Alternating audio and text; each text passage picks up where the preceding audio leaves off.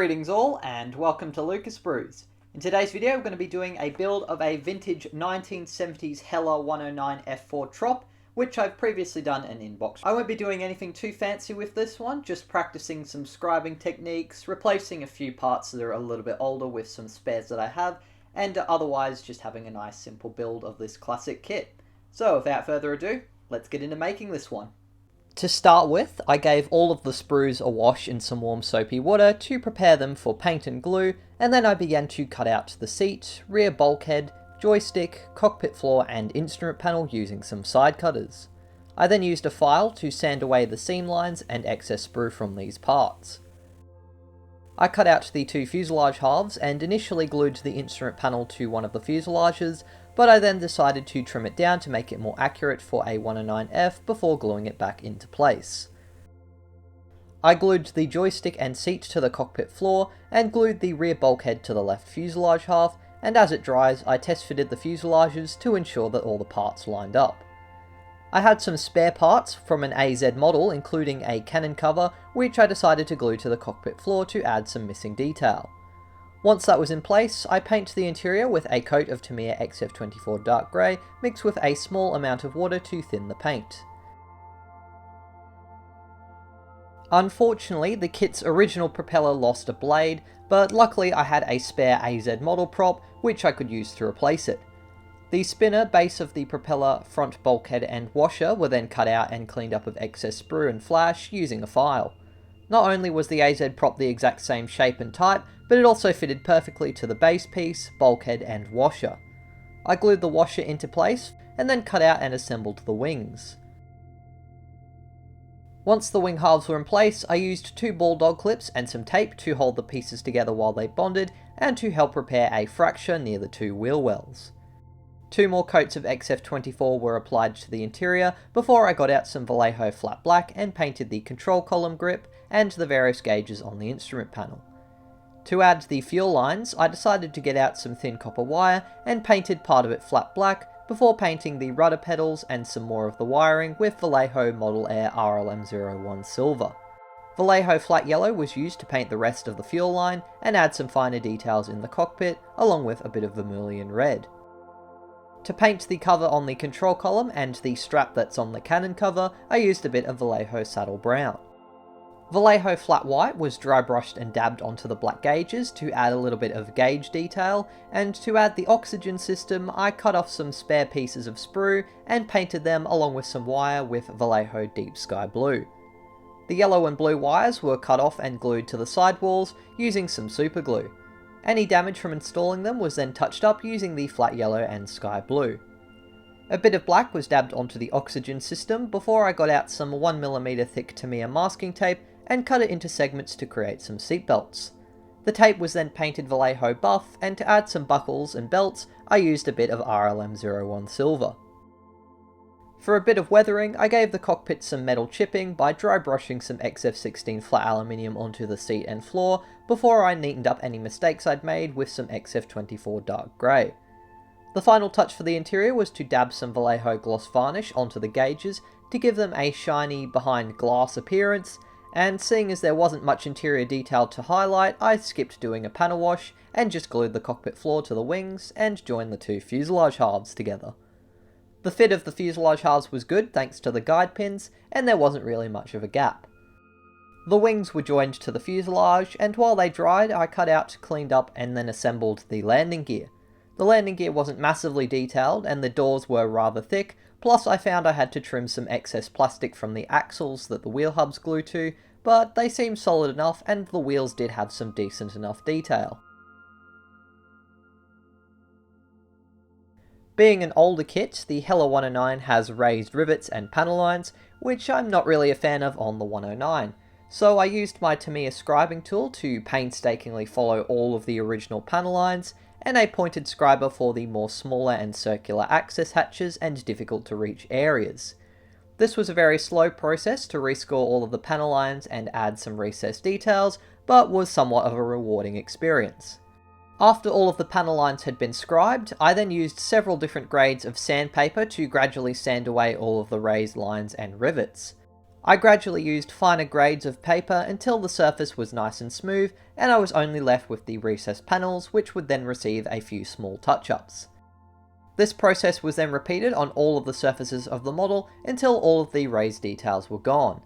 Although definitely an improvement, I still found a lot of my lines were a bit wonky, perhaps due to me being a bit too quick or not having a good technique, but the more I scribed, the better I felt my results became, so I'll definitely continue to practice scribing on these older kits and see if I can learn some new techniques as well to get much cleaner and more accurate results. With all of its raised panel lines and rivets gone, the Heller kit was looking a lot less drag-inducing and also a little bit more modern. I then moved on to sanding away any seam lines and other imperfections, using a knife to then clean up any lost panel lines. I had a spare set of horizontal stabilizers and a rudder fin from my G14 AZ kit, so I decided to use them as they had much better surface details than the kit's original parts. The stabilizers were cut out, cleaned up, and for the rudder I removed the original kit's ones and sanded the rear of the tail to make it smoother before gluing the rudder into place. The Heller's 109 tail is a lot thicker than the AZ model's one, so the rudder didn't fit perfectly flush, which is a little bit annoying, but at least the rudder had some better detail. After the rudder was in place, I then added the horizontal stabilizers and moved on to fixing up some of the gaps, most noticeably the one between the wings and the fuselage, which I'd filled with some Vallejo water-based putty.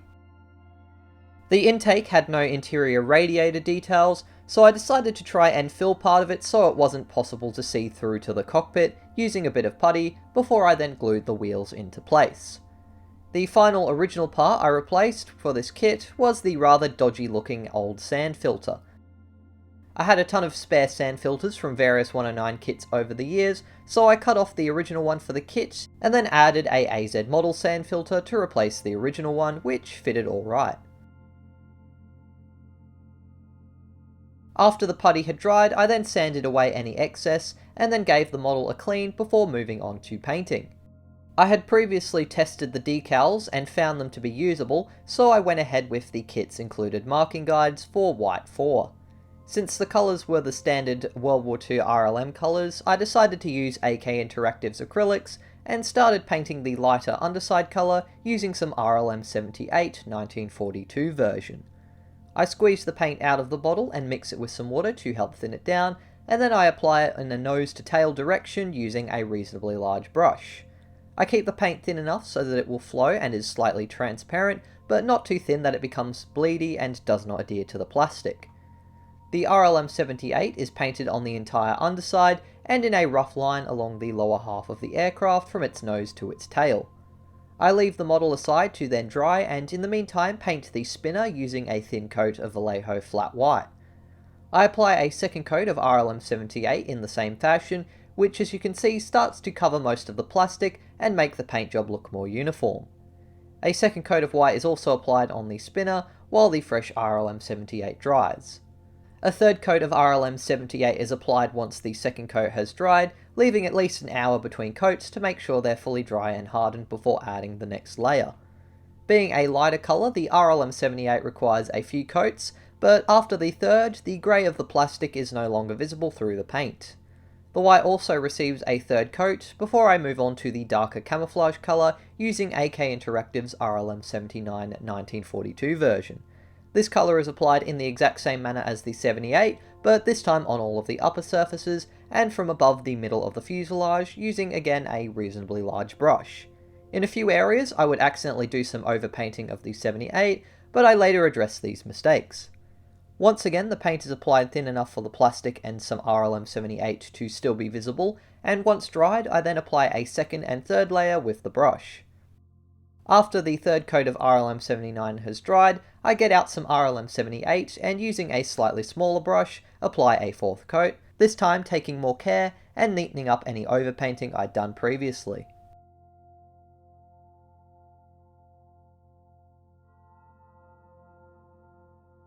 A fourth coat of RLM 79 is then applied on the upper surface, and then I do a final round of touch-ups with both colours using a fine brush.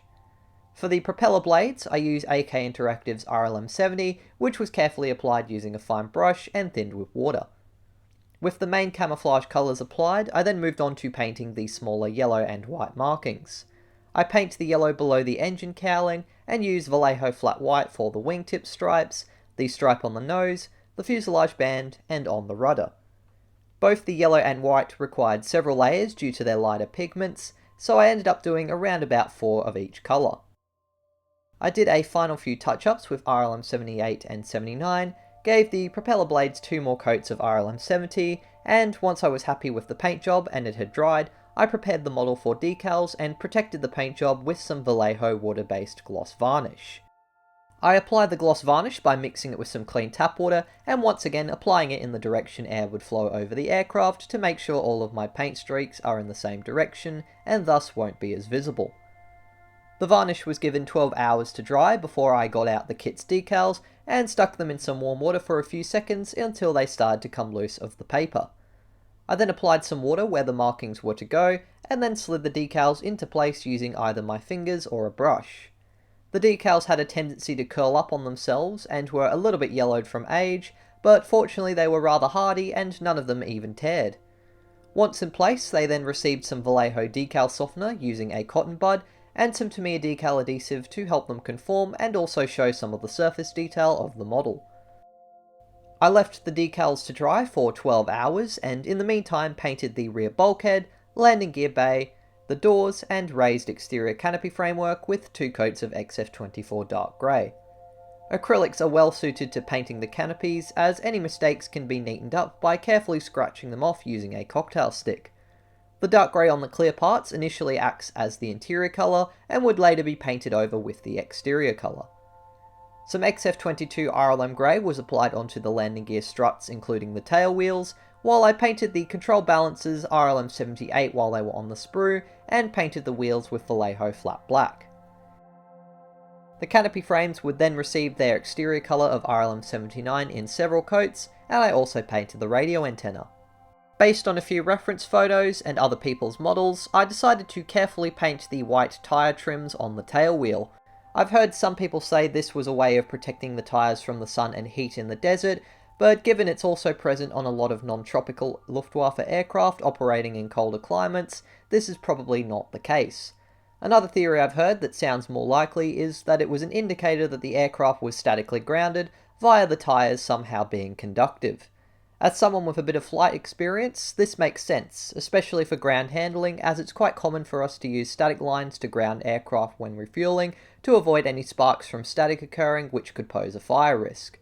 But that aside, I gave the canopy another coat of RLM 79 and then cut out and glued the white trimmed tail wheel into place, followed by the counterbalances and the radio antenna. The paint was now dry on the canopies, so I used a cocktail stick to carefully scratch away the excess paint and make the frames a little bit narrower. Some flat black was carefully painted around the white markings to neaten up the tail wheel, and then I got out some Vallejo water-based matte varnish and applied a coat over the entire model to protect the decals, blend them with the paint job, and give the 109 a less glossy and more accurate matte finish. I gave the varnish 12 hours to cure and then painted the tail wheel hubs with some X1 gloss black, followed by painting the nav lights on the wings with a base of RLM01 silver. As usual, I then begin my weathering process with some metal chipping, which was created using some XF16 flat aluminium applied on the leading edges of the wings, tail and stabilizers, around the walkway and control surfaces, the canopy, edges of the propeller blades, and around the engine cowling. I haven't seen many pictures of 109Fs with a lot of chipping, so I decided to keep it pretty light. To tone the chipping down after it had been applied and keep it subtle, I added a slight layer effect by dry brushing some RLM 79 and 78 over the other edges, where the chipping was, using a fine brush. I also used some RLM 79 to do some touch-ups on the canopy frame. The same process was then repeated using some RLM 70 on the propeller blades, before I glued a spare pitot tube I had from an AZ model kit onto the left wing. The exhausts were carefully picked out using Tamiya X31 Titan Gold before I painted the tips of the pitot tube with the RLM01 and did a final round of cleanup on the canopy. After the pitot tube had then been painted RLM 79 and 78, I got out some Tamiya Black panel scent to create some post shading and weathering by applying it along all of the recessed panel lines and over the access hatches, as well as other areas of detail such as the wheels. Once applied, I then dipped a cotton bud in some enamel thinners and used it to rub away the excess panel liner and in some areas drag it backwards in the direction of the airflow to add some subtle streaking. I continued to remove the excess enamel wash until I was happy with the effect.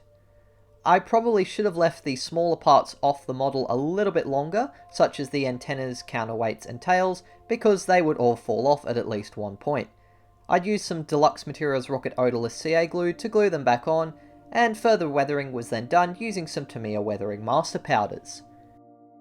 I dry brushed some sand coloured pigment onto the centre and edges of the wheels to add some dust effect, and build it up subtly around the wheel wells, landing gear doors, wing walk area, around the tail wheel and on the rudder to give the impression that the aircraft has been operating out of some sandy or dirt airstrips. I built up the sand until I was happy with the result, and moved on to adding some rust pigment mixed with some water to make it a bit thicker and applied onto the exhausts. Exhaust smoke was created using the black powder dabbed onto the tips of the exhausts, and then streaked and spiraled backwards from the exhausts based on reference photos. The black pigment would also be used to add gun smoke, and heavily applied around the radiators to add some oil and grime streaks. Before the pigments have fully dried, I then used a damp cotton bud to soften the effects and help streak it backwards. I add some more black pigment and then repeat the process on the radiators until I get the build-up effect and streaking that I'm after. The damp cotton bud was also used to soften and remove the excess exhaust stains and some of the sand on the tyres. The nav lights were then painted with X27 and X26 clear red and clear green, and to finish up the exhausts, I painted some flat black on the tips, giving them a more burnt and dark effect at their tips.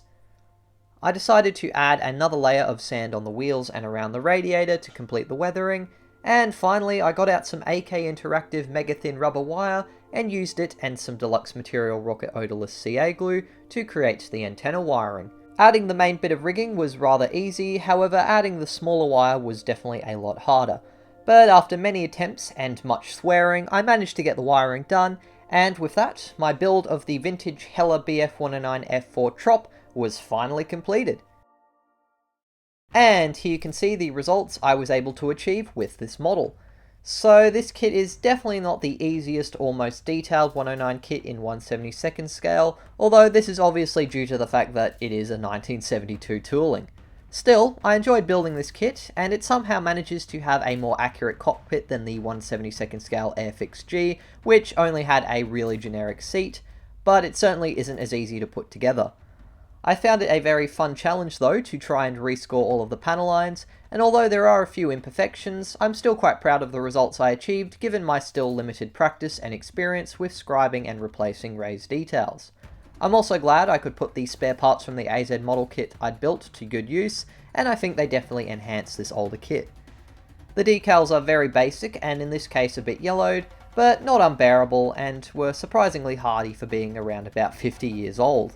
So overall, even though this is definitely not the best 109 in 1/72nd scale that we've had a look at on my channel, this was still a fun little build that I very much enjoyed doing, and I think it's good once in a while to do a vintage kit which offers a bit of a window into the past, serves as a nice little build challenge, or even something that's just nice and simple to put together, and I think this kit is a great reminder of just how far the hobby and modern injection moulding has evolved, and brought us much better kits in terms of both detail and quality. So that wraps up my build of the Heller 109 F4 Tropical. I do hope you guys enjoyed this video, even if it was a little bit more basic. If you did, please be sure to leave a like and also subscribe to the channel, as that really helps out. A massive shout out as always to my wonderful patrons for helping me to fund not only buying these kits but also the products I use to make them. Based on the poll that I posted recently on my channel's community page, it looks like I'll be planning to do a inbox review of a few different FW190s combined into one to sort of compare different brands and variants of the kit. And I've got a build video on the Hobby Boss P40 quick build kit almost finished, so that is probably going to be next week's video. Thanks again for making it to the end, and of course, as always, take care, and until the next video, model on.